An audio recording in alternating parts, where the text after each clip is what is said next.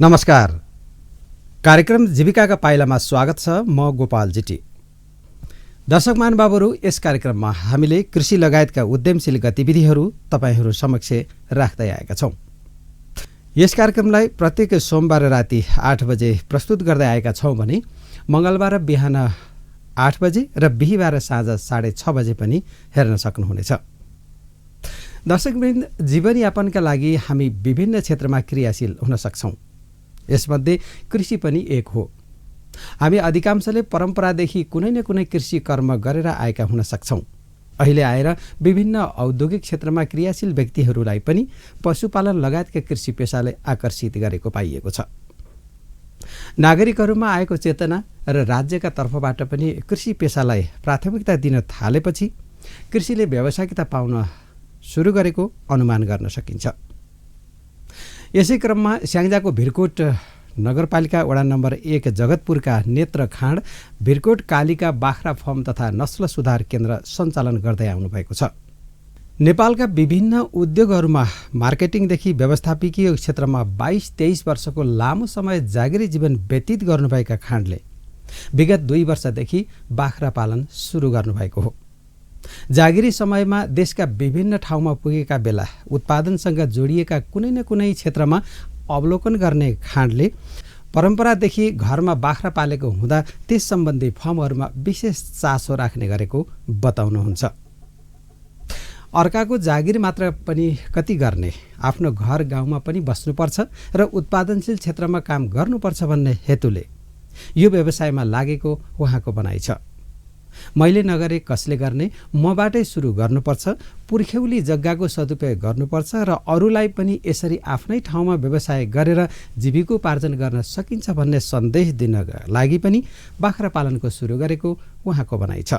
खाँड भन्नुहुन्छ, आफूले बाख्रा पालनलाई ड्रिम प्रोजेक्टका रूपमा विकास गर्ने लक्ष्य लिएको छु। गाउँघरमा केही पनि छैन, कुनै अवसर छैन, आय आर्जनका लागि बाहिरतिर जानुपर्छ, अझ भनौँ विदेश नै आम्दानीको गन्तव्य हो भनेर गाउँ छोडेर हिँड्ने मान्यतालाई केही हदसम्म भए पनि रोक्न सक्छु कि भन्ने हिसाबले नमुनाको रूपमा सुरु गरेको हो। सानो छँदा स्कुल पढ्ने बेलामा साँझ बिहान घाँस काटेको, खेतीपाती गरेको अनि भैँसी बाख्रा पालेको अनुभव र जाँगर अनि सिप तथा सक्रिय जीवनलाई सधैँभरि अरूका लागि बिस्तारै बुढेसकालमा केही नजानेको र केही गर्न नसक्ने भएर बिताउनुभन्दा अलिकति दिन उमेर छँदै काम गरेर आफूभन्दा जुनियरहरूलाई पनि सन्देश दिन सके भने दुःख पाउने अवस्था आउँदैन भन्ने सोचेर पनि व्यवसाय बनेको खाँडको भनाइ छ।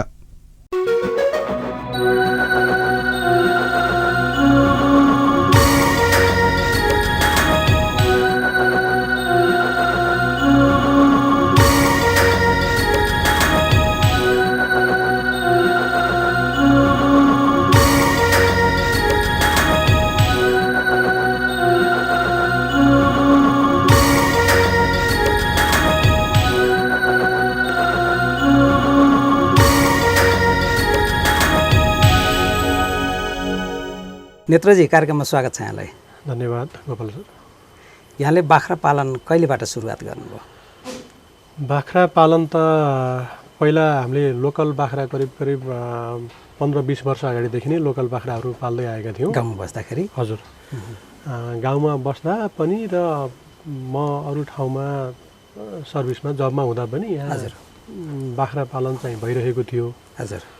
तर व्यावसायिक रूपमा फर्म दर्ता गरेर यो बोयर बाख्राहरू सुरु गरेको चाहिँ करिब 2 वर्ष भयो। 2 वर्ष भयो। हजुर। यहाँले कुन कुन क्षेत्रमा सर्भिस गर्नुभयो? मैले त यो नेपालकै प्राइभेट सेक्टर यो इन्डस्ट्रीहरूको लाइन हेरेँ। ए हजुर। मैले करिब 22-23 वर्ष जति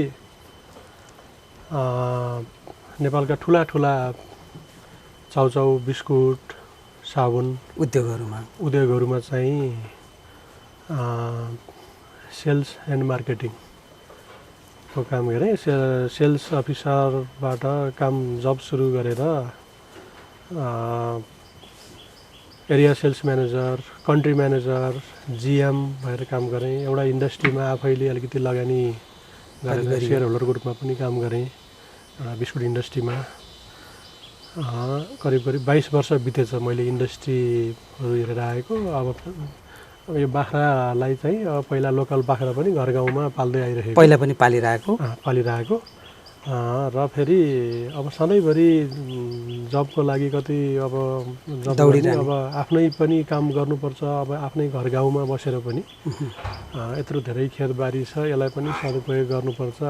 अब मैले नगरे कसले गर्ने, हजुर मबाटै सुरु गर्नुपर्छ भन्ने मान्यता लिएर म चाहिँ फेरि बाख्रा पालन एउटा ड्रिम प्रोजेक्टको रूपमा बाख्रा पालनलाई मैले चाहिँ अगाडि बढाएको छु।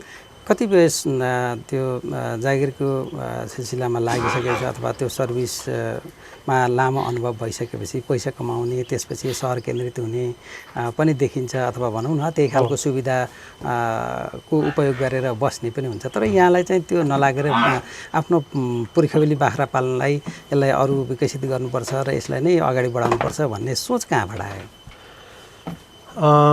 यस्तो थियो सर, अब मैले विभिन्न इन्डस्ट्रीहरूमा काम गर्दा पनि म आफू सेन्टरमा बसेर काम गरेको अनुभव धेरै छ। हजुर खालि आफूभन्दा सिनियरको ल एन्ड अर्डरमा भन्दा पनि आफू सेन्टरमा बसेर हरेक कुराहरू म्यानेजमा आफूले गर्थेँ। त्यसले गर्दाखेरि अब यो कहिलेकाहीँ यो करिब वर्षमा एक वर्षमा करिब 2 चोटि 3 चोटि म नेपाल टुरमा निस्किन्थेँ। हजुर अनि मैले ठाउँमा यसो आफ्नो गाडी रोकेर राखेर बाख्रा फर्महरू त्यति बेला पनि अध्ययन गर्थेँ, हिँड्ने क्रममा पनि अध्ययन गर्थेँ मैले। गाडी ड्राइभरलाई एक ठाउँमा राखेर उसलाई चाहिँ एउटा व्यवस्था गराएर म आफू बाख्रा पाल्ने थोरै गाउँतिर थोरै भित्रतिर लाग्थेँ। त्यसरी चाहिँ पछि गएर मैले चाहिँ गाउँमा गएर बाख्रा पाल्नुपर्छ। अब गाउँका अरू दाजुभाइहरू पनि सबैजना विदेशिनी, विदेश जाने, घर गाउँमा केही पनि छैन भने जस्तो यति साह्रै फ्रस्ट्रेट भएर हिँड्ने, यो मान्यतालाई मैले अलिकति ब्रेक गर्न सक्छु कि आफ्नो घरमा आफ्नो गाउँमा बसेर भन्ने हिसाबले चाहिँ मैले एउटा नमुनाको रूपमा चाहिँ मैले सुरु गरेको हो। एउटा यता यो गाउँलाई अलिकति त्यो खालको युवाहरूको जमातलाई अलिकति सन्देश दिनु पनि थियो। र अर्को कुरा, सधैँ जबमा जागिरमा एउटा सेलरीमा काम गर्नुभन्दा म यत्रो ठुलो इन्डस्ट्री त चलाएर आएँ, म अब आफ्नो घर गाउँमा यति आफै उद्यम गर्न पनि सक्छु, आफै उद्यम गर्न पनि मलाई त्यति अप्ठ्यारो लाग्दैन जस्तो लाग्यो। किन भन्दाखेरि काम गर्ने सिलसिलामा देशभरि नै मेची टु महाकाली रिलेसन छ, धेरैजना साथीभाइहरू हुनुहुन्छ, व्यापारी साथीहरू हुनुहुन्छ। भोलि म कहीँ यो काम गर्दा गर्दै यहाँ लगानी ठुलो भइसक्दा पनि भोलि कहीँ असफल भएँ भने पनि ओहो म बर्बाद भएँ, मैले केही गर्न सकिनँ भनेर म फ्रस्ट्रेट भएर हिँड्नु पर्दैन। मलाई मेरा सहयोगी हातहरू धेरै छन्, मैले गुण लगाएका मान्छेहरू साथीभाइहरू धेरै छन्, सपोर्ट हुन्छ मलाई। त्यस कारणले म आफ्नो काम पनि गर्छु भन्ने हिसाबले चाहिँ लागि 5-7वटा चाहिँ प्रोजेक्टहरू बनाएको थिएँ। त्यो मध्येको बाख्रा एउटा हो।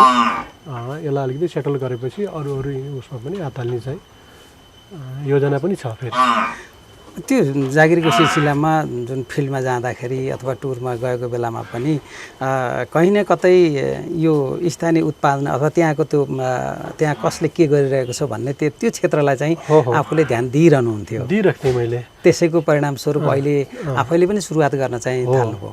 म पहिला पनि अब यहीँ जन्मेको, यही गाउँमा हुर्केको, यहीँ मेहनत गरेको, यहीँको स्कुलमा पढेको, सरकारी स्कुलमा पढेको। स्कुल जानुभन्दा अगाडि बिहान कमसेकम 1 डोको घाँस काटेर स्कुल जान्थेँ। स्कुलबाट आएर पनि 1 डोको घाँस काटिन्थ्यो, भैँसी बाख्रा अलिअलि हेरिन्थ्यो।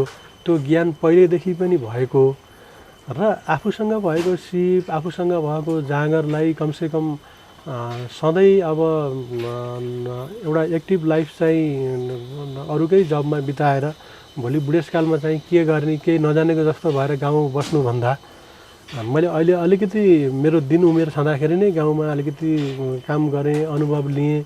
अलिकति आफूभन्दा जुनियरहरूलाई पनि यो कुराबाट अलिकति सन्देश दिन सकेँ भने भोलि अरूको पनि अवस्था यस्तो आउने अवस्था रहँदैन। मलाई त त्यस्तो अप्ठ्यारो थिएन। अब प्रशस्त सुविधाहरू पनि धेरै थियो, म धेरै लोड लिएर काम गर्थेँ। तर मैले त्यति त गरेको छु, तर त्यो त मेरो लागि मात्रै भयो। अब मैले घर गाउँमा म जन्मेको हुर्केको घर गाउँमा के सन्देश दिने त? यहीँ बसेर केही गर्न सकिन्छ, के गरेर देखाउने त हो। त्यस कारणले पहिला आफूबाटै कामको सुरुवात आफूबाटै गर्नुपर्छ। पछि अब टिम जोडिँदै जाला, त्यो आफ्नो ठाउँमा छ। हजुर, यसलाई अलिकति नमुनाको रूपमा अलिकति अगाडि बढायो भनेदेखि बिस्तारै मान्छेहरू जोडिँदै जालान्। अरू पेसाबाट अरू जब गर्ने विदेश जाने साथीभाइहरू पनि डाइभर्ट भएर घर गाउँमै फेरि केही न केही गर्लान्। अब मैले यहाँ बाख्रा फर्म सुरु गरेपछि यता अर्को साथीले चाहिँ भैँसी फर्म सुरु गरोस्, अर्कोले कुखुरा सुरु गरोस्, अर्कोले तरकारी सुरु गरोस्, हामीसँग मल हुन्छ र गाउँको उत्पादन चाहिँ अलिकति गाउँमा पनि खपत होस् र बजार पनि अलिकति त्यसबाट आम्दानीको रूपमा पनि लिन सकियोस् भन्ने उद्देश्यले पनि। विशेष उद्देश्य चाहिँ त्यो हो। हजुर, सुरुमा त हामीले स्थानीय बाख्राबाट नै अगाडि बढाइयो। हो, सुरुमा हामीसँग करिब करिब 22-25वटा स्थानीय बाख्राहरू थिए। हजुर, यो खोर पनि यो ठाउँमा थिएन, यता माथि पछाडिपट्टि थियो। हजुर, तर चाहिँ उत्पादनको हिसाबले यसको बाख्राहरूको ग्रोथको हिसाबले चाहिँ स्थानीयभन्दा बोयर जातको चाहिँ बढी यिनीहरूले, हजुर, यिनीहरूले खानु पनि अलि बढी खाने, यिनीहरूलाई अलि लोकल बाख्रालाई भन्दा स्थानीय जातको बाख्रालाई भन्दा अलि बढी केयर पनि गर्नुपर्ने, तर चाहिँ यिनीहरूको मासुको त्यही अनुसारको उत्पादन पनि दिने। त्यस कारणले गर्दा आखिर गर्नु नै परेपछि, मेहनतै गरेपछि अलिकति बढी उत्पादन दिने खालको किन समय मात्रै व्यतीत गरेर भएन। त्यस कारण त्यो अनुसारको उत्पादन पनि लिन सक्नु हो। त्यो हिसाबले चाहिँ गरेको छौँ।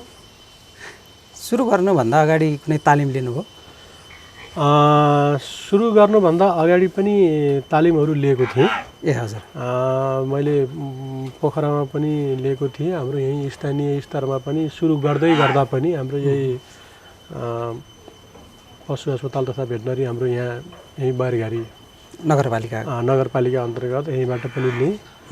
पछि यो विज्ञ केन्द्र स्याङ्जाबाट पनि लिएँ, अनि प्राइभेट सेक्टरबाट पनि यता पोखरातिर बस्दाखेरि त्यता पनि इन्भल्भ लिन्थेँ। हजुर, पहिलेदेखि यो पाल्नको लागि बोयर पाल्दैछु अब भनेर होइन कि अरू पनि बाख्रा पहिल्यैदेखि नै थिए। सबै टोटल्ली तिनीहरूलाई हटाएर यो सुरु गरेको होइन, उनीहरूलाई पनि हटाउँदै रहेका पनि छन् अलिअलि। त्यसपछि केही गर्छु भन्ने उद्देश्य थियो, त्यो हुनाले पनि समय मिलेको बेलामा त्यस्तो ठाउँमा अवलोकन पनि गर्ने र सँगसँगै मौका पर्दा तालिम लिने गर्नुहुन्थ्यो र त्यही अनुसार चाहिँ अहिले सुरुवात गऱ्यो। अहिले हामीले देख्यौँ यो खोर पनि राम्रो बनाउनु भएको रहेछ होइन, भित्र जुन बाख्रा बस्ने ठाउँ हो त्यो पनि हामीले अवलोकन गऱ्यौँ। यो खोर निर्माण गर्नको लागि पनि यहाँले आफ्नै तरिकाले गर्नुभयो या कुनै प्राविधिकहरूको सल्लाह लिनुभयो? मैले ठ्याक्कै घर बनाउँदा जस्तै गरेर चाहिँ इन्जिनियर नै बोलाएर चाहिँ सबै कुराहरू यहाँ गरेको त होइन। हजुर, तर मैले जुन यो नेपाल टुर गर्ने क्रममा यो जुन देखियो सरकारी फर्महरू, ठुला प्राइभेट फर्महरू सबैको अध्ययन गरेको थिएँ। कता कुनै फर्महरूको के राम्रो के नराम्रो, अर्कोमा गएपछि फेरि के कुरामा कमजोरी छ, त्यो सबै कुराहरू अध्ययन गर्दा मेरो घर गाउँमा चाहिँ यहाँको लोकेसन, यहाँको हावापानी, यहाँको यो भूबनोट अनुसार चाहिँ मलाई यतिको ठिक हुन्छ भन्ने हिसाबले सबै कुराहरूमा अलिकति कम्प्रोमाइज पनि गरेर मैले बनाएको हो। जे होस् त्यही अध्ययनले, त्यही अवलोकनले पनि आफूलाई यो निर्माण गर्न सहयोग गर्यो। यो सबै अनुभव हो। हजुर, त्यही जे होस् त्यसलाई पनि, यो अवलोकनलाई पनि एउटा राम्रो अध्ययन नै भनौँ न। हजुर, त्यसलाई उपयोग गर्दाखेरि आज यो ठाउँमा आएको छ। अहिले यो बोर बाख्राको लागि जुन अहिले त 2 वर्ष भइसक्यो, हजुर, अहिले हामीले कति % बोयर बाख्रा? अहिले हामीसँग बोकाहरू चाहिँ 75 र 87.5% बोयर ब्लड भनेर राखेका छौँ। ए हजुर, बाख्राहरू चाहिँ मैले सुरुबाटै 50% को बोयर बाख्राहरू मैले 9वटा बाख्रा मात्रै ल्याएको थिएँ। यो अर्घाखाँची जालकाँडा बोयर बाख्रा समिति भन्ने छ त्यहाँ। यो केयुबीके एउटा यो आइएनजिओ प्रोग्रामको बाख्राहरू मैले ल्याएको हो। सानो पाठीहरू, बच्चाहरू ल्याएको थिएँ। अनि यिनीहरूलाई हुर्काएर यिनीहरूलाई माउ बनाएर अहिले उत्पादन सुरु भएको छ। अहिले हाम्रो चाहिँ उत्पादन चाहिँ यहाँ 75% को बोयर बोका र 50% को 50% को माउबाट जन्मेका अहिले 62.5% का पाठीहरू अघि पनि बच्चाहरू हामीले अघि हेऱ्यौँ। हजुर। अब यो नेक्स्ट लटको लागि चाहिँ यो 87.5 कोबाट फेरि अर्को बोका चेन्ज गराएका छौँ। हजुर। अलिकति फेरि त्यसको बोयर ब्लड चाहिँ अलिकति बोयर जिन चाहिँ अलिकति बढाएर जाने, बिस्तारै बिस्तारै त्यसलाई चाहिँ अपग्रेड गर्दै लाने भन्ने योजना हो। त्यो सुरुवात गर्ने बेलामा जुन अब भनौँ न गर्नु नै छ भने अलिकति श्रम अनुसारको उत्पादन नै हुने खालको गरौँ भनेर जुन सुरुवात गरियो त्यो अनुसारको उत्पादन पनि भइरहेछ। उत्पादन पनि भइरहेछ। अब हामीले मुख्य कुरा त मैले यो बाख्रा बोयर बाख्रा लोकल बाख्रा सुरुमा लोकल बाख्रा पाल्दा त मलाई त्यति धेरै आइडिया पनि थिएन, घर गाउँकै अनुभव हो। म यति धेरै हिँड्दा पनि हिँड्थिनँ। हजुर। तर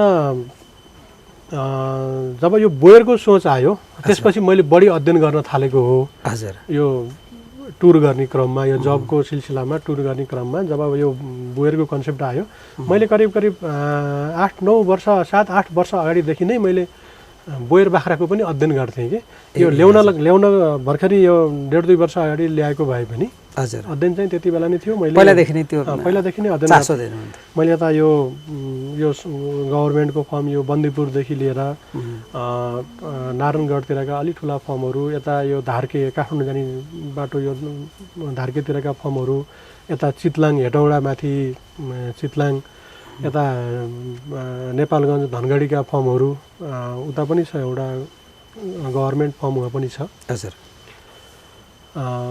यो सबै अध्ययन गर्थेँ। यिनीहरूको लागि हावापानी कस्तो सुट हुने, यिनीहरूलाई कस्तो खानेकुराहरू दिने, यिनीहरूसँग अलिक कस्तो खालको व्यवहार गर्नुपर्ने, यिनीहरूलाई कतिको सरसफाइमा राख्नुपर्ने, यावत कुरामा अध्ययन गर्दै आएको थिएँ मैले। अनि त्यही हिसाबले यहाँ सुरु गरेको छु।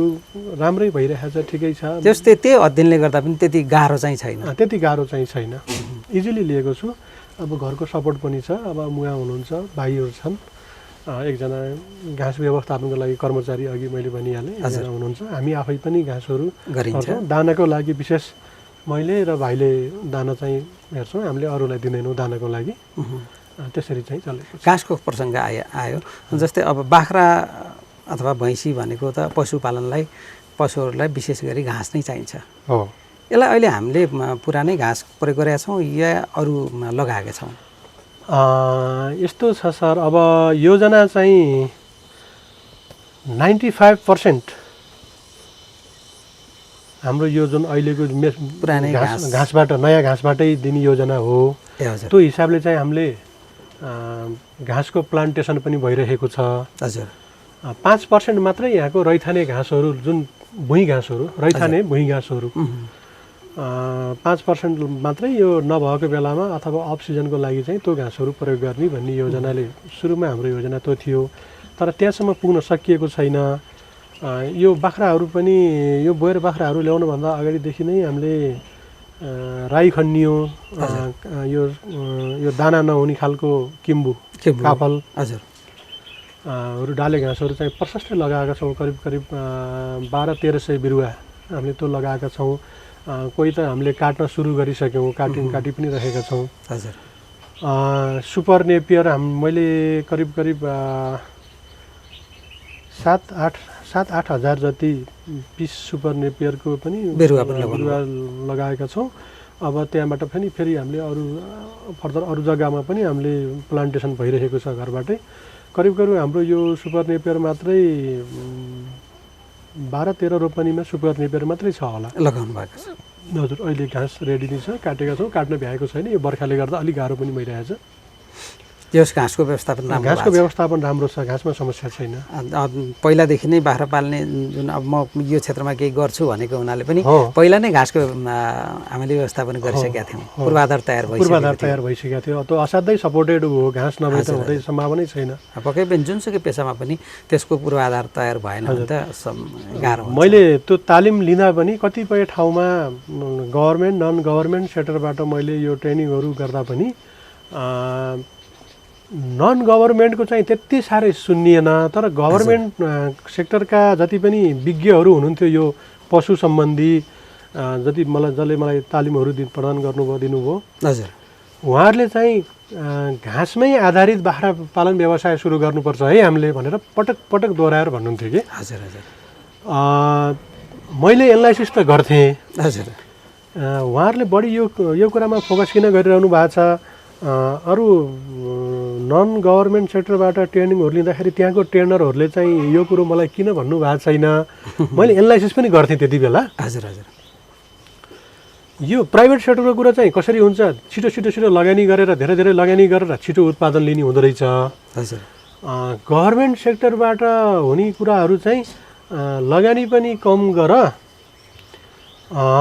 खर्च पनि कम गर तर आम्दानी पनि थोरै गरेर ल्याऊ भन्ने खालको हुँदो रहेछ कि जस्तो लाग्यो क्या मलाई आम्दानीमा चाहिँ निरन्तरता लियो निरन्तरता ल्याऊ तर थोरै गरेर एकैचोटि धेरै आम्दानी नखोजिहाल्नु त्यो हिसाबले चाहिँ त्यस्तो खालको कन्सेप्ट चाहिँ यो जबको हिसाबले पनि उहाँहरूको त्यस्तो हुँदो रहेछ जस्तो लाग्यो किनभने मैले लामो समय जब गरेको मान्छे अनि मैले बिचबाट चाहिँ यो कुराहरू एनालाइसिस गरेँ जोखिम पनि कम हुने त्यसो गर्दा हजुर अनुभव पनि बढ्दै जाने हो थोरैबाट गर्दै जाँदा होइन र त्यही उद्देश्यले पनि अब गभर्मेन्टको जति पनि प्राविधिकहरूले त्यो खालको तालिम दिएको हो कि हुनसक्छ त्यो पनि हुनसक्छ किन भन्दाखेरि म जस्तै तालिम गर्ने अरू साथीहरू पनि हुनुहुन्थ्यो हजुर कतिपय साथीहरू मभन्दा अझै हाई रिस्क कभर गर्न सक्ने हुनुहुन्थ्यो होला कोही साथीहरू धेरै साथीहरू चाहिँ रिस्क कभर गर्न नसक्ने खालको हुनुहुन्थ्यो होला त्यो सबैलाई समेट्दाखेरि उहाँले त्यो भन्नुभएको नि हुनसक्छ उहाँहरूको आफ्नो अनुभवले पनि उहाँहरूले यसो अब सानोतिनो फर्महरू हेरेको घर गाउँमा डुलेको अनुभव गरेको आधारमा चाहिँ त्यो कुराहरू बताएको हुनसक्छ यहाँले अहिले जति पनि उत्पादन गरिएको छ यसको बिक्री वितरणको अवस्था कस्तो छ बिक्री वितरणको अवस्था चाहिँ राम्रै छ ठिकै छ हामीले पाठापाठीहरू चाहिँ अहिले बिउको लागि नै उत्पादन गरेर बेचिरहेका छौँ हामी अब यो बोयर ब्लडहरू हामीले मासुको रूपमा प्रयोग गरेका छैनौँ पाठाहरू धेरैजसो बिक्री भइसके केही पाठीहरू पनि बिक्री भए अलिअलि पाठीहरू बाँकी छन् त्यही अब 8-10वटा बाँकी छ होला अब सानो यो फर्महरू किसानहरूलाई चाहिँ हामीले चाहिँ मिलाएर दिने कतिजनाले भन्नुभएको पनि छ कुरानी गर्नुभएको छ अलि मौसमले पनि त्यति साथ दिएको छैन उहाँहरू आउनुहुन्छ होला लानुहुन्छ होला राम्रै छ प्राविधिकहरूको सहयोग कतिको मिलेको छ स्थानीय स्तरमा हाम्रो जुन लेभलको फर्म छ फर्मको प्राविधिकको सहयोग पनि लेभल अनुसारको चाहिँदो रहेछ अब सानोतिनो किसानहरू 2-4वटा बाख्रा यसो भैँसीसँगै बाख्राहरू पाल्नेको लागि उहाँहरूको चाहिँ सपोर्ट चाहिँ सफिसियन्ट छ जस्तो लाग्छ तर हाम्रो चाहिँ अलि ठुलो फर्महरूको लागि चाहिँ कमसेकम हप्ताको एकचोटि भिजिट गर्दैदेखि राम्रो हुने जस्तो जस्तै अब टेक्निकल कुराहरू मैले नबुझेका कुराहरू जस्तै अब इन्जेक्सन लाउने कुराहरू भए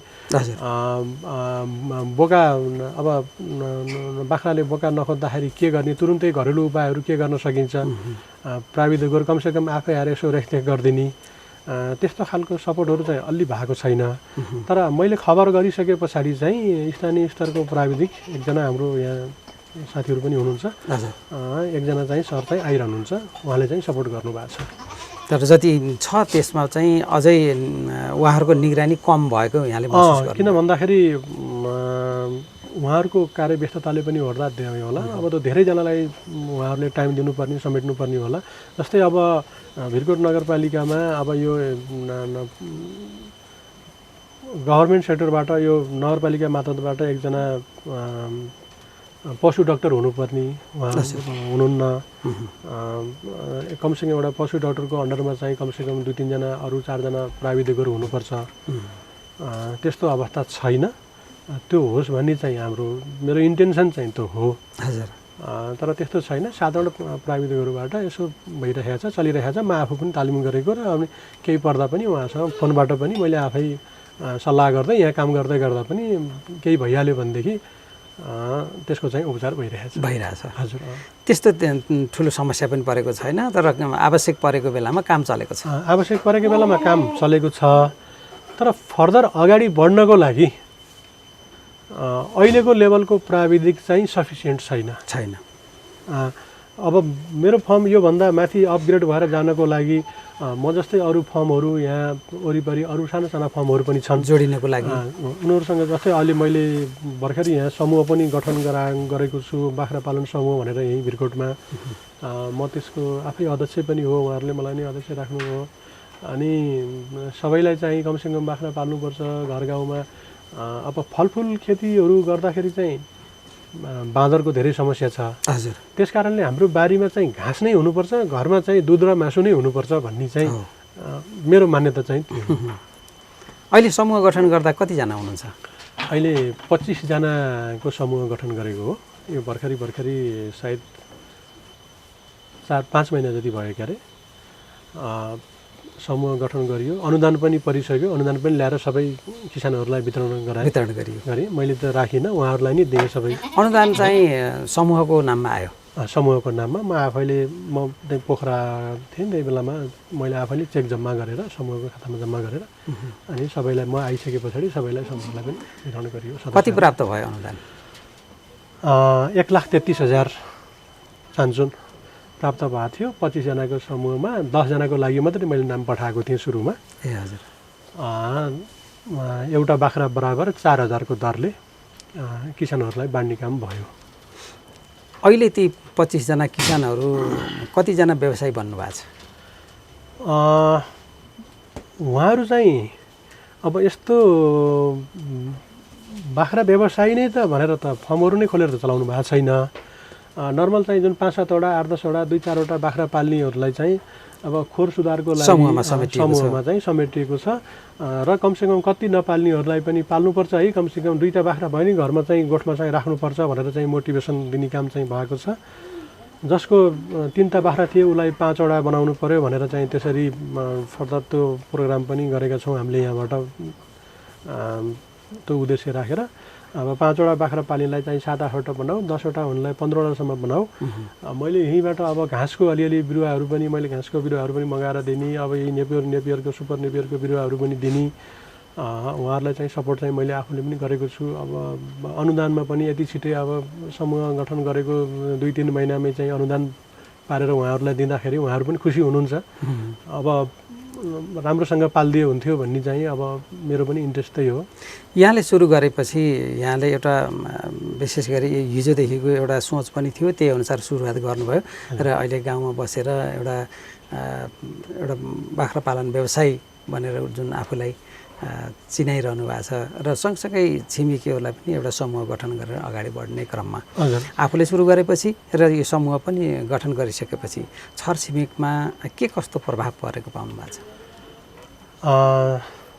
प्रभाव चाहिँ राम्रो छ सर। अब घाँसको विषयमा त्यति साह्रै आइडिया थिएन उहाँहरूलाई। यो जुन अलि प्रोटिनयुक्त पोसिलो घाँसहरूको बारेमा त्यति आइडिया थिएन। उहाँहरू जहिले पनि डोको बोकेर भुइँ घाँस काट्ने, वनको जङ्गलको कटुसको स्याउलाहरू ल्याएर हाल्ने बाख्रालाई, त्यो खालि पाल्नको लागि मात्रै पाल्ने, त्यसको ग्रोथ त्यसबाट चाहिँ फाइदा लिनको लागि भनेर त्यतापट्टि त्यति ध्यान नदिने।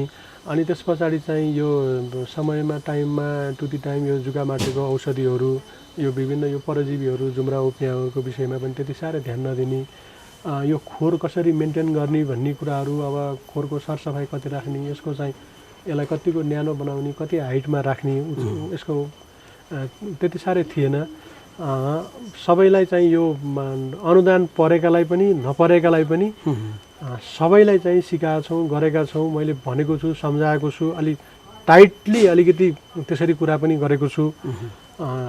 ठिक छ, लगानी गर्नुहुन्छ, अलिकति राम्रो पाठीहरू लैजानुहुन्छ भने घर गाउँमा रेट अझै मिलाएर दिन्छु भनेर अरूलाई पनि भनेको छु। यहाँ त्यसरी चाहिँ सपोर्ट पनि गरेको छु। पोजिटिभ हुनुहुन्छ उहाँहरू। तर कस्तो हुँदो रहेछ भन्दाखेरि भैँसी पनि छ, कुखुरा पनि छ, कुकुर बिरालो पनि छ, घरको एकजना कोही गार्जेन जस्तो मान्छे कोही विदेश जानुभएको छ, उहाँले खेत पनि रोप्नुपर्छ, उहाँले बारी पनि रोप्नुपर्छ, गर्दाखेरि एउटा व्यवसायमा त्यसरी चाहिँ उहाँहरू अगाडि आउन सक्नुहुन्न। त्यस कारणले गर्दा मैले त यहाँसम्म कि धान रोप्नुभन्दा घाँस रोप्नुहोस् भन्छु। धान रोप्ने खेतमा घाँस रोप्नुहोस्, कमसेकम धान एक वर्षमा एकचोटि मात्रै उत्पादन हुन्छ, त्योभन्दा कमसेकम 100% फाइदा हुने गरेर राम्रो खालको घाँसहरू रोप्नुहोस्। त्यताबाट उत्पादन लिनुहोस्। अब एउटा सानो परिवारलाई अब जस्तै एउटा हाम्रो बोकालाई चाहिँ कमसेकम 1.5 लाखका बोकाहरू छन् यहाँ। हजुर।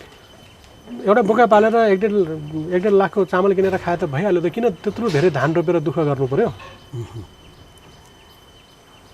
त्यस कारणले गर्दाखेरि मान्छे पैसा कमाउनेको पनि धेरै बाटोहरू हुन्छ, मान्छे लाइफ जिउनको लागि मात्रै पनि धेरै बाटोहरू हुँदो रहेछ। तर मान्छेले सेलेक्सन गर्न नजानेको हो कि हजुर जता पनि हात हाल्दाखेरि कतै पनि सक्सेस नभएको अवस्था। मैले आफूले यो जुन मैले अध्ययन गर्दा, म यो टुर गर्दाखेरि सबैको हेर्दाखेरि चाहिँ मैले त्यो देखेँ। अब घर गाउँमा पनि त्यसरी नै होस् भन्ने मैले भनिहालेँ। अब मैले यहाँ बाख्रा पालेपछि कसैले भैँसी फार्म खोल्दै हुन्थ्यो, कोही कुखुरा फार्म खोल्दै हुन्थ्यो। त्यहाँसम्मको सोच पुग्न नसकेको त्यो मान्छेलाई भुलाएको छ कि यहाँको किसानहरूलाई विभिन्न कुराहरूले भुलाएको छ, अल्झाएको छ।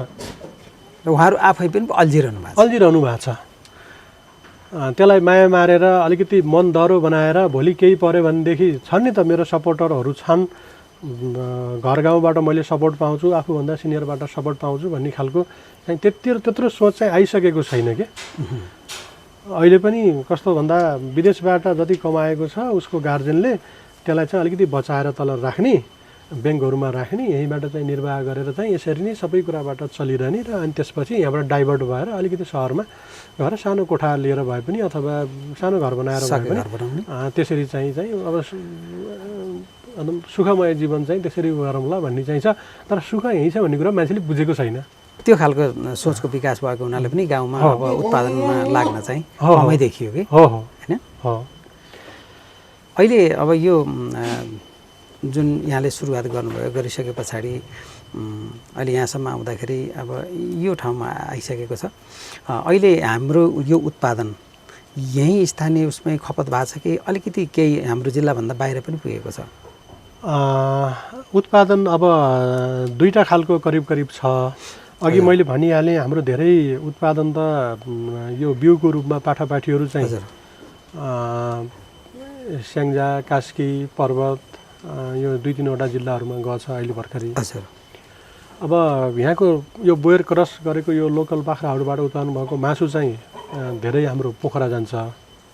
पोखरा अलिकति रेट त्यहाँ पाइन्छ यहाँभन्दा। जस्तै अहिले घर गाउँमा चाहिँ करिब 880 रुपियाँ पर केजी मासु त्यो छ। अब तल बाहिरघारी बजारतिर झर्ने हो भने 900 रुपियाँ छ होला, वालिङतिर गयो भने 900 950 सम्म छ होला, त्योभन्दा छैन। अब पोखरा गइसके पछाडि 1200 रुपियाँ किलोको दरले मासु बेच्न पाइन्छ।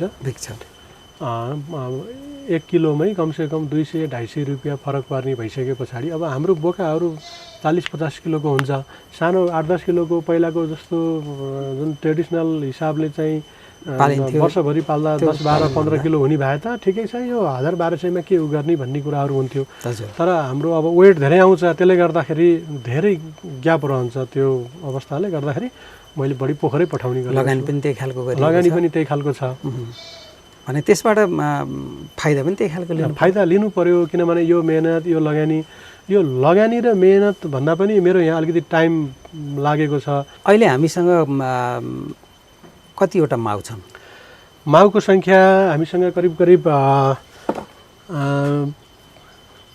20-21वटा जति हामीसँग बोयर माउहरू छन्। लोकल चाहिँ 4-5वटा छन् जम्मा। त्यसो गर्दाखेरि 25-26वटा माउ 25-26वटा माउ छन्। अनि यो 2टा बोका 8-10वटा यो सानो पाठीहरू छन्। पाठा पनि छन् 1-2टा। खसी पनि पालिराखेका छौँ 4-5वटा। त्यो गर्दाखेरि छ होला, करिब 40वटा जति छ होला। 40वटा जति छ। अब यति बाख्रा पाल्दाखेरि हामीले घरबाट पनि काम गरिएको छ, एकजनालाई रोजगार पनि दिएको छ, उहाँले पनि सहयोग गर्नुभएको छ। र यति बाख्रा पाल्दा वार्षिक रूपमा हामीले कति जति आम्दानी गर्न सक्दा रहेछौँ? अब बाख्रा पालन व्यवसाय सुरु गर्ने बित्तिकै त आम्दानी नहुँदो रहेछ। करिब 2 वर्ष कुर्नुपर्छ है भनेर मलाई चाहिँ ट्रेनरहरूले भन्ने गर्नुहुन्थ्यो। वास्तविकता रहेछ त्यही रहेछ। 2 वर्ष कुर्नै पर्ने रहेछ। मैले नि करिब 2 वर्ष भयो। यो 3-4 महिनादेखि बल्ल आम्दानी दिन सुरु भएको छ। जस्तै अब मैले एउटा 75%को बोका जुन एउटा 75%को दुईवटा 75%को माउहरू पनि छ, बाबु 75 आमा पनि 75 भएर मैले एउटा 75%कै बोयर बोकाहरू पनि बिक्री गरेँ। 4 महिनाको बोका करिब 37,000मा एउटा बिक्री गरेँ। एउटा अलि अगाडि मैले 60,000मा बिक्री गरेँ। त्यसले यसो हिसाब गरेको छु वर्षमा करिब मलाई यो 40वटा अब यो 22वटा जति यो जुन बोयर माउहरूबाट मैले हिसाब किताब यसो विचार गर्दाखेरि वर्षमा 2 वर्षमा 3 चोटि ब्याउने क्यालकुलेसन छ। हजुर 2 वर्षमा 3 चोटि ब्याएर यिनीहरूको पाठापाठी बिउको रूपमा बिक्री गर्ने। त्यस पछाडि चाहिँ जुन यो लोकल क्रसबाट चाहिँ उत्पादन भएका चाहिँ मासुकै रूपमा चाहिँ अलिकति मासुलाई नै ग्रोथ बनाएर चाहिँ यसरी चाहिँ बिक्री गर्दाखेरि अब यो अहिले आर्थिक वर्ष 78-79 अब यो वर्ष चाहिँ मैले करिब 6.5-7 लाख जति आम्दानी गर्छु कि भन्ने छ। हजुर योभन्दा अगाडि त अलिक कम भयो। बाख्राको सङ्ख्या पनि अहिले कम छ। पाठीहरू चाहिँ अलिकति माउ बनाएर यहाँ राख्नुपर्ने पनि छ। 50वटा माउ बाख्रा बनाउँछु भन्ने योजना हो। हजुर अर्को 100% को बोयर बोकाको लागि पनि मैले कुरा पनि गरिरहेको छु। अब सरकारी निकाय हाम्रो यही पोखरा भेडी फार्ममा पनि कुरा भइरहेको छ। हजुर त्यहाँ पनि एप्लाई गरेको छु। करिब 2 वर्ष हुन लाग्यो के अरे। अहिलेसम्म प्राप्त भएको छैन। त्यही पनि उहाँहरूलाई पनि झकझगाइरहेको छु। दिनु होला एक दिन, नभएदेखि यतैबाट कहीँ आफैले किनेर पनि चलाउँला भन्ने पनि छ। जस अब यसलाई वृद्धि गर्दै 50वटा जति माउ बनाउने उद्देश्य छ। हो त्यो भनेको किन भन्दाखेरि जुन मेरो यहाँको यो लोकेसनको यो जग्गा, यहाँ उत्पादन भएको घाँस लाई उपयोगमा ल्याउन पनि त्यसबाट यो यति चाहिँ घाँसहरूले गर्दा यो बाख्रालाई क्यालकुलेसन गर्दाखेरि 50वटा माउ बाख्रा हुनु भनेको चाहिँ 100वटा पाठापाठी हुनु हो। हजुर हामीसँग स्टकमा 100 भनेपछि 150 किन एउटा बाख्राले 2टा जन्माउँछ भन्ने कन्सेप्टले चाहिँ 100वटा पाठापाठी अनि त्यस पछाडि चाहिँ यो माउ बाख्रा 50वटा गर्दाखेरि 150 भयो। कमसेकम 2-3टा बोकाहरू हुन्छ। कमसेकम 150 हाराहारीको बाख्राको सङ्ख्यालाई चाहिँ यो घाँस मैले अझै यहाँ चाहिँ डाले घाँसहरू अझै हुर्किँदै छन्, अझै प्रशस्तै छन्। यत्रो धेरै बिरुवाहरू लगाइएको छ। त्यो क्यालकुलेसनले गर्दाखेरि चाहिँ मैले 50वटा माउ चाहिँ राख्नुपर्छ, बनाउनुपर्छ। अब बिस्तारै जस्तै यो वर्ष मसँग 20-22वटा बोयर अब माउहरू छन्। नेक्स्ट इयर चाहिँ मसँग 30वटा होला। त्यसपछि 40वटा गरेर मैले 4-5 वर्षभित्रमा चाहिँ त्यसरी चाहिँ जाने योजना छ। हजुर यो क्षेत्रमा युवाहरू कतिको आकर्षित भएका छन्? यो क्षेत्रमा चाहिँ युवाहरूमा चाहिँ फिमेल युवाहरू चाहिँ आकर्षित भएको पाएको छु। अब मेल युवाहरू त घर गाउँमा छँदै छैन, अहिले सबै विदेशतिरै छन्। अब यो कोरोना महामारीको बेलामा यसो आए पनि अब त्यो छिटो खोप लगाएर विदेश जाने भएपछि छिटो खोप लगाइदिन्छ अरे भनेर अनि उनीहरू हिँडिसके धेरैजना। अधिकांशको ध्यान चाहिँ विदेशमै छ। कसरी हुन्छ? विदेशमै छ। उनीहरूले एक्टिभ लाइफ चाहिँ विदेशमै कमसेकम 40-50 वर्षसम्म एउटा एक्टिभ लाइफ चाहिँ विदेशमै व्यतीत गर्ने। यसो 10-20 लाख रुपियाँ 20-30 लाख रुपियाँ कसरी हुन्छ जोगाड गरेर अघि नै मैले भने जस्तो चाहिँ अलिकति बुढेसकाल चाहिँ अलिकति सजिलो बनाउला भन्ने मात्रै कन्सेप्ट छ। तर अध्ययन चाहिँ अलिकति नगरेको हो कि फर्दर भोलि आफ्नो बच्चाबच्चीले के गर्लान्, तिनलाई पनि फेरि त्यही अरबतिर खाडी मुलुकतिर पठाउने हो कि त्यतापट्टि सोच नभएको जस्तो चाहिँ मैले पाउँछु। युवाहरू चाहिँ अब युवतीहरू जुन युवा फिमेलहरू लेडिजहरू जुन यो घर गाउँमा जसरी बस्नु भएको छ, जसरी यहाँ धान्नु भएको छ, उहाँले घर गिरी धान्नु भएको छ, उहाँहरू चाहिँ आकर्षित हुनुहुन्छ। कस्तो भन्दाखेरि अलिकति टेक्निकल कुराहरू मिलाएर काम गर्न सक्यो भने, अलिकति पोषणयुक्त खानाहरू यिनीहरूलाई प्रोभाइड गर्न सक्यो भनेदेखि, अलि उन्नत जातको बिउहरूलाई अलिकति सुरक्षित गरेर राख्न सक्यो भने मासु उत्पादन बढ्दो रहेछ, अलि धेरै मूल्यमा बेच्न सकिने रहेछ भन्ने कन्सेप्ट चाहिँ उहाँहरूलाई आएको छ।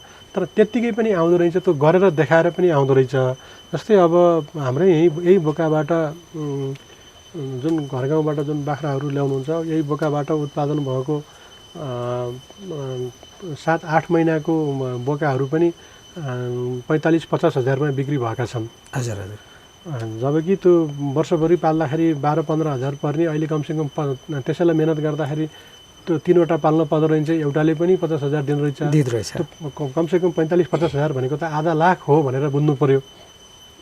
बाख्रा पाल्दा पनि आधा लाख रुपियाँमा बेच्न सकिने रहेछ एउटा बोकालाई। हो त्यस्तो खालको जुन त्यो खालको उदाहरणहरू भर्खरै उहाँहरूले देख्नुभएको छ, सुन्नुभएको छ, बिक्री भएको देख्नुभएको छ, त्यसकारण उहाँहरू कसिनु भएको छ अहिले।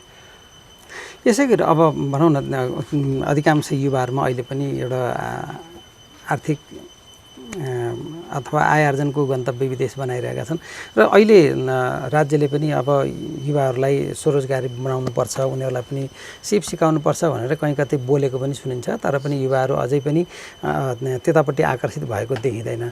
त यो क्षेत्रमा स्थानीय स्तरमै यसरी उद्यमशील बन्नुपर्छ भन्नेमा यहाँको अनुभवमा, जुन यहाँले अगाडि पनि धेरै लामो अनुभव गर्नुभयो, विभिन्न उद्योग का क्षेत्रमा काम गर्दाखेरि पनि धेरै ठाउँमा देख्नुभयो र अहिले आफ्नै गाउँघरमा पनि अहिले आफै उद्यमी बनेर पनि यसलाई हामीले आफ्नै ठाउँमा केही गर्नुपर्छ भन्ने नमुना स्वरूप पनि सुरुवात गर्नुभएको छ। यहाँ कसको कमजोरी जस्तो लाग्छ? अब युवाहरूको अथवा जनस्तरको कमजोरी हो, सोचको कमजोरी हो, अथवा राज्य स्तरबाट अझै पनि उनीहरूलाई यहीँ केही गर्नको लागि त्यस्तो खालको ठोस कदम चाल्न नसकेको के जस्तो लाग्छ यहाँलाई? मलाई त के लाग्छ भन्दा व्यक्ति आफैमा कमजोर चाहिँ हुँदैन। मान्छे जन्मिँदाखेरि चाहिँ सबै समान हुन्छन्। हजुर। उसले खाने खाना, उसले पाउने शिक्षा, उसको घरको वातावरण, उसको गाउँको वातावरण उसलाई कसरी मोटिभेट गरिएको छ आफ्नो परिवारमा, आफ्नो गाउँमा, र ऊ चाहिँ युवा भइसके पछाडि चाहिँ राज्यले उसलाई कसरी मोटिभेट गर्न सक्यो अथवा सकेन भन्ने कुरा चाहिँ मुख्य हुन्छ होला जस्तो लाग्छ मलाई। अब म करिब 55-57 सालतिर मैले मास्टर गरेको थिएँ। मैले इन्डियादेखि लिएर नेपालसम्मका इन्डस्ट्रीहरूमा काम गरेँ। 20-22 वर्ष पनि मैले बिताएँ। तर अहिले आएर होइन, म अलिकति एक्टिभ लाइफ छँदै म यहाँ छिटो म ढिलो हुन्छ है, अब म छिटो जानुपर्छ, म 1 महिना भए पनि लेट गर्नु हुँदैन भन्ने कन्सेप्ट म जसरी आयो। हजुर, ठिक छ, मलाई सम्झाउनु परेन। म आफै मेरो अनुभवले, मैले अरू इन्डस्ट्रीहरूमा अरू सेक्टरमा काम गर्दा लिएको लोडले गर्दाखेरि मलाई यो इजी लाग्यो। तर यहीँ घर गाउँमा बसेका युवाहरूलाई त अब उनीहरूसँग तालिम पनि छैन, अब शिक्षा पनि अलिकति कम थियो होला, ठाडी मुलुकमा जान बाध्य भयो होला, उनीहरूको घरको अवस्था पनि अलिकति कमजोर जस्तो थियो होला, मेरो जस्तो भएन होला मानौँ। तर स्थानीय सरकार छ, स्थानीय सरकार अब यति लामो समय भइसक्यो, उहाँहरूले अब यसो बजार एरियामा अथवा सानोतिनो गोष्ठी राखेर कहीँ कोठामा कुनै भवनमा चाहिँ उहाँहरूले चाहिँ त्यो कार्यक्रम चाहिँ गर्नुहुन्छ। पत्रकारहरू राखेर यसो 1-2 जना विज्ञहरू पनि कोही बोलाएर 2-4 पैसा खर्च गरेर त्यो काम चाहिँ गर्नुहुन्छ होला। तर त्योभन्दा कमसेकम स्थानीय सरकारका जुन प्रमुख व्यक्तिहरू हुनुहुन्छ त्यो सेक्टरमा, उहाँहरूले गाउँमै भिजिट गरेर त्यो युवाको चाहिँ उसको घरको लोकेसन, उसको कमसेकम जग्गा जमिन कस्तो छ, खेतीबारी के गरेको छ, बाबुआमाको आम्दानी के छ, उसलाई गर्नुपर्ने के हो, उसको चाहिँ लाइफ अब कता मोड्नुपर्ने हो, उसले भोलि आफ्नो स्थानीय सरकारलाई दिन सक्ने योगदान के हो, त्यो सबै कुराको क्याल्कुलेसन गरेर चाहिँ घर गाउँमै आएर सम्झाएर त्यो खालको प्रोग्राम ल्यायो भनेदेखि मैले त्यो दिन भनौँला स्थानीय सरकार अलिकति एक्टिभ भयो, यो गर्नुपर्ने यो थियो भनेर। हजुर, यो अहिले मेरो सुझाव पनि हो। हजुर, तर खालि यो फेसबुकमा यो न्युज दिएर एउटा पत्रकार गरेर अर्गनाइज गरेर एउटा कोठे तालिमले चाहिँ केही हुने माखो मर्नेवाला छैन। यसमा चाहिँ स्थलगत तालिम दिन सक्यो भने होइन, स्थलगत तालिम मात्रै भएन। मैले अलिअलि यो हाम्रै नगरपालिकामा केही कार्यक्रम हुँदा पनि मलाई इन्भाइट गर्नु छ कहिलेकाहीँ उहाँहरूले, यो कृषि सेक्टरतिर यो फलफुल सलफुल बागबानी के जाति पशुपालन भन्नुहुन्छ, बोलाउँदाखेरि म गएको छु। मैले आफ्नो सुझावहरू पनि दिने गरेको छु। मैले उहाँहरू सबैजनाको जमघट पनि भनेको छु, कृषि सेक्टरमा चार्मिङ छैन मतलब त्यो रस छैन। त्यो रस ल्याउने वातावरण त स्थानीय सरकारले गराइदिनु पर्यो नि। एउटा किसानले वर्षभरि मेहनत गरेको छ, दुःख गरेको छ, कहिले असिनाले बाली नष्ट गरेको छ, कहिले बाँदरले नष्ट गरेको छ, कहाँको के पोलिसी ल्याएर लो बाँदरलाई चाहिँ जङ्गलमै फलफुल उत्पादन गर्ने, बाँदरलाई जङ्गलतिर राख्ने भन्ने खालका समेत कुराहरू आउँछन्।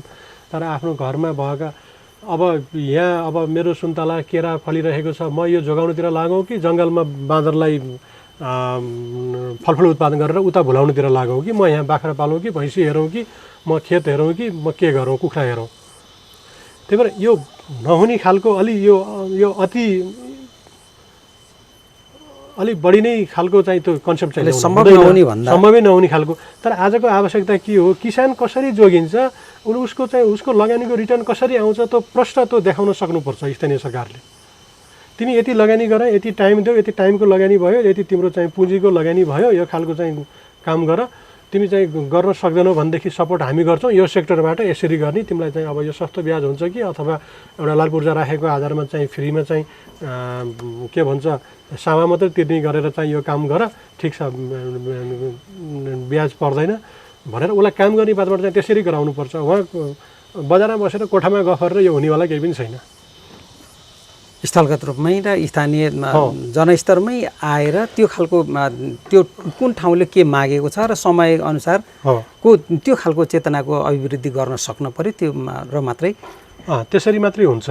मैले भनेको पनि थिएँ उहाँहरूलाई, यति धेरै किसान छन्, यो जस्तै अब म यहाँ भिरकोट नगरपालिका वार्ड नम्बर 1 मा छु। हजुर, यहाँका सबै मान्छे किसान, तर पनि फेरि खाना नपुग्ने, किन्नुपर्ने, सबै किनेर खानुपर्ने, वर्षभरि किसानी नै गर्ने, तर फेरि किन्न चाहिँ त्यो प्लास्टिकका झोला बोकेर बाहिरबाट गाउँ उक्लिनै पर्ने, यो त भएन नि। त्यस कारणले जग्गा जमिन भएको, पुँजी भएको, जग्गा जमिन पनि भएको, पुँजी पनि भएको व्यक्ति किसान भन्नुपर्छ। त्यो अरू पेसामा डाइभर्ट हुनुहुन्न, किन भन्दाखेरि त्यसले धेरै व्यक्तिहरू पाल्न सक्छ के, र मात्र कृषिले पनि निरन्तरता पाउँछ। हो, अब किसान हुँ भन्छ, दिनभरि बारीमा काम गरेको छ, आज पनि त्यस्तै छ, भोलि पनि त्यस्तै छ, अर्काको खेत कमाएको छ, कोही अर्काको बारी कमाएको छ, कसैले अर्काको घाँस काटेर खाएको छ, रोजीरोटी गरेको छ। 1 महिनाको लागि खाने स्टक खाना अन्नपात छैन घरमा, अनि त्यो कसरी किसान, त्यसलाई नै किसान सधैँ बनाएर सधैँ यही अवस्था रहन दिने हो त? कमसेकम अलि धेरै पुँजी भएको, धेरै जग्गा जमिन भएको, अलिकति कन्सेप्ट भएको, भोलि परिआएको बेलामा चाहिँ नगरपालिका अथवा वडाहरूसँग अलिकति साझेदारी गरेर काम गर्न सक्ने त्यस्तो खालको व्यक्ति पो किसान भयो भने उसले लोड लिन सक्छ, धेरैजनालाई चाहिँ उसले उत्पादन गरेर दिन सक्छ। पहिला त आफ्नो स्थानीय स्तरमा दिन्छ नि त। हजुर, आफू पनि स्थापित हुन सक्छ र अरूलाई पनि सहयोग गर्न सक्छ।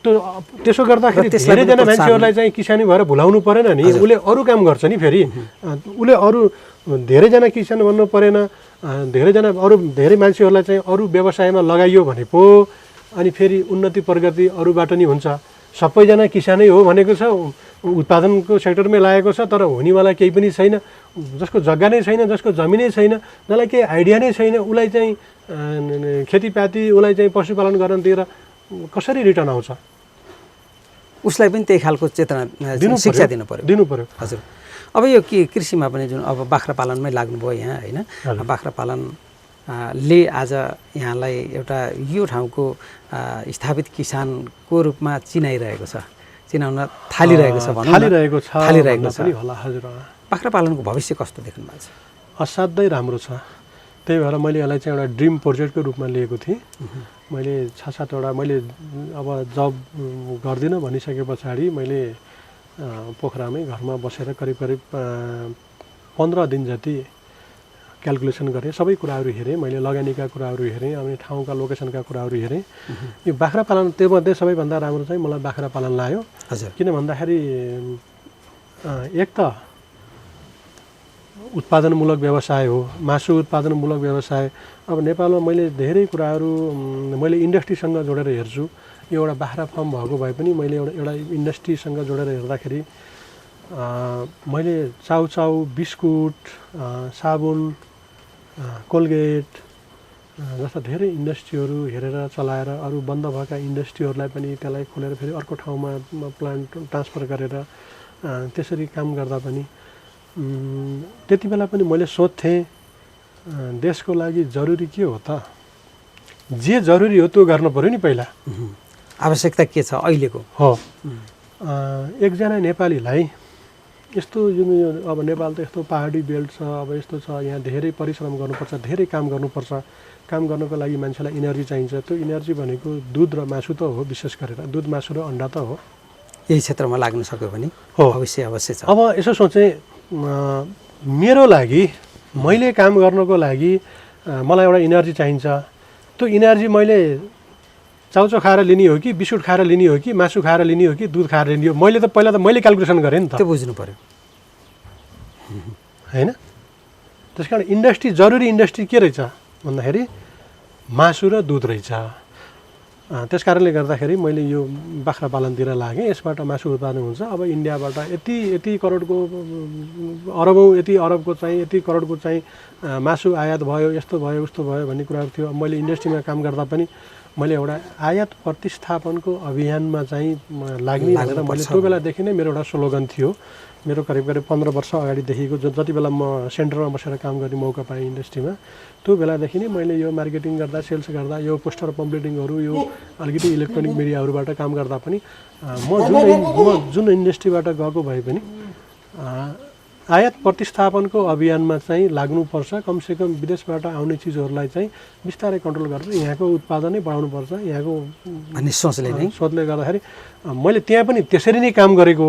मलाई चाहिँ काम गर्ने क्रममा चाहिँ अब एउटा भारतीय इन्डियन इन्डस्ट्रीहरूमा पनि धेरै डिमान्ड थियो मलाई। उहाँहरूले पनि धेरै बोलाउनु भएको थियो, कुरा गर्नुहुन्थ्यो। मैले सकेसम्म इन्डियन इन्डस्ट्रीमा जति धेरै सुविधा पाए पनि नेपाली इन्डस्ट्रीमै काम गर्ने र अब फर्दर त्यस पछाडि चाहिँ म यो समय पछाडि चाहिँ मेरो यो एज यो भइसके पछाडि म आफ्नो हिसाबले चाहिँ यसरी इन्डस्ट्री चलाएर यसलाई चाहिँ यो बाख्रालाई चाहिँ मैले एउटा इन्डस्ट्रीको रूपमा लान खोजेको। यो फर्म मात्रै त हो, अहिले त फर्म मात्रै हो। हजुर। तर मैले यो फर्मलाई चाहिँ इन्डस्ट्रीको रूपमा लान खोजिरहेको छु। उद्योगको रूपमा नै स्थापित गर्ने, उद्योगको रूपमा लान खोजिरहेको छु। जस्तै अब यहाँबाट उत्पादन गर्ने, अब मैले चाहिँ यहीँ घर गाउँमै अब लोकल लेभलको किसानहरूलाई पनि चाहिँ यो अब यो ब्रिडहरू दिएर चाहिँ यहाँबाट प्रमोट गर्ने। त्यसपछि चाहिँ मासु व्यवसायको लागि विशेष मैले चाहिँ अब यता बुटोल भैरवा सेक्टरमा चाहिँ इन्डियाबाट पनि आउने चलन धेरै छ र हाम्रो चाहिँ मेन मार्केट भनेको पोखरा हुन्छ। त्यस कारणले गर्दाखेरि पोखरामा पनि कमसेकम 7-8 ठाउँमा कमसेकम अब 1-1.5 वर्षमा 7-8 ठाउँमा चाहिँ सटरहरू लिएर चाहिँ कमसेकम त्यहाँ फ्रेस हाउसहरू अथवा सानो सानो होटल रेस्टुरेन्टहरूमा चाहिँ अब यो सेकुवाहरू त्यसरी चाहिँ मैले चाहिँ यो गभर्मेन्टका जुन सेक्टरबाट कुराहरू आउँछ नि, यो मूल्य श्रृङ्खलाका भन्ने कुराहरू आउँछ। हजुर हजुर। त्यो मैले आफूले प्र्याक्टिकल गरेर हेर्न खोजिरहेको छु कि उत्पादनको लागि हाम्रो उत्पादन पुर्याउन सकियोस्। हो, त्यसरी हेर्न खोजिरहेको छु। यसलाई इन्डस्ट्रीको रूपमा लान खोजेको हो। हजुर। खालि यो पालेर, यो बाख्रा पालेर यहाँ चाहिँ यति मूल्य पारेर चाहिँ यो किसानहरूलाई दिउँला, यसरी पैसा कमाउला भन्ने चाहिँ छैन। मलाई यो बाख्रा पालेर म पैसा कमाउँछु, यति उ गर्छु भनेर आएको होइन। म योभन्दा धेरै पैसा त मैले सेलेरी त मैले अरू इन्डस्ट्रीमा लिने गर्थेँ। तर यसलाई चाहिँ उद्योगको रूपमा चाहिँ लान्छु। कमसेकम आफ्नो गाउँलाई चाहिँ बाख्राबाट उठाउँछु। कमसेकम यहाँ फलफुलको लागि बाँदरले दिएको छैन, बाँदर कन्ट्रोल गर्न सकिएको छैन। अब केही पनि हुँदैन बाँदर भएको ठाउँमा। वैकल्पिक व्यवसायतिर लाग्न सकियोस्। किन भन्दाखेरि बाँदर कहिले मासिएला र अब चाहिँ फलफुल खेती गरौँला भनेर बसेर भएन। न तरकारी हुन दिन्छ बाँदरले, न फलफुल हुन दिन्छ। दुवैको दुश्मन, मुख्य दुश्मन त चाहिँ बाँदर छ अहिले। बाँदर भइरहेछ यति बेला। त्यसले गर्दाखेरि घाँस त कमसेकम बाँदरले केही गर्न सक्दैन। हजुर। होइन, त्यस कारण म बाख्रा पाल्छु भन्ने हिसाबले चाहिँ सुरु गराएको। यो क्षेत्रमा लाग्न चाहनेहरूलाई के भन्न चाहनुहुन्छ? भविष्य उज्जवल छ, लाग्नुहोस्, नआत्तिनुहोस्, नमात्तिनुहोस्। 2 वर्ष असाध्यै बढी परिश्रम गर्नुहोस्। अरूको भर परेर कर्मचारी राखेर, अरू धेरै कर्मचारी राखेर कमसेकम सेलरी दिएर काम गर्दाखेरि चाहिँ सुरुको अवस्थामा तपाईँ सक्सेस हुन सक्नुहुन्न। जब तपाईँको उत्पादन सुरु हुन्छ तब कर्मचारी राख्नुहोला। त्यो बेलासम्म चाहिँ तपाईँ आफूले काम गर्नुपर्छ, आफ्नो परिवारले काम गर्नुपर्छ। त्यो हिसाबले चाहिँ काम गर्नुहोस्, भविष्य उज्जवल छ, विदेश नजानुहोस् भन्न चाहन्छु। हस्, समय दिनुभयो, खुसी लाग्यो। हस्, नमस्कार। धन्यवाद सर।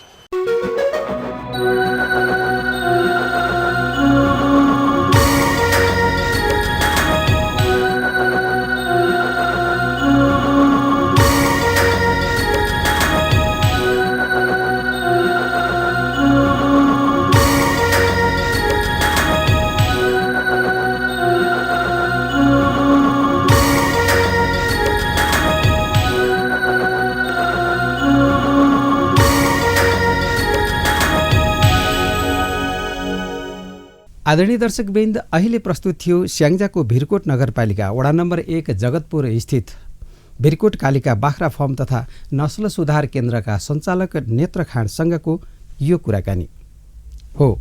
खाँडको यो अनुभवसँगै तपाईँ हामी सक्रिय जीवनलाई निरन्तर आय आर्जनसँग जोड्न सक्यौँ भने अवश्य पनि आफ्नै गाउँठाउँमा आनन्द र खुसीले जिउन सकिन्छ।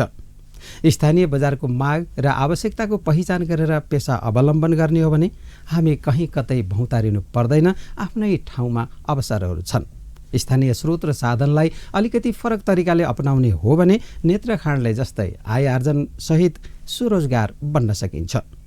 हवस् त, आगामी हप्ता पुनः आउने नै छौँ। यतिन्जेलसम्म कार्यक्रम हेरेर साथ दिनुभएकोमा तपाईँलाई धेरै धन्यवाद छ। हामीलाई 063 440 069 फोन गरी सुझाव तथा प्रतिक्रिया दिन सक्नुहुनेछ। आजको कार्यक्रमबाट म लगायत जीविकाका पाइला युनिट पनि बिदा चाहन्छ। यहाँको बाँकी समय सुखमय रहोस्। नमस्ते। जय किसान, जय उद्यमशीलता।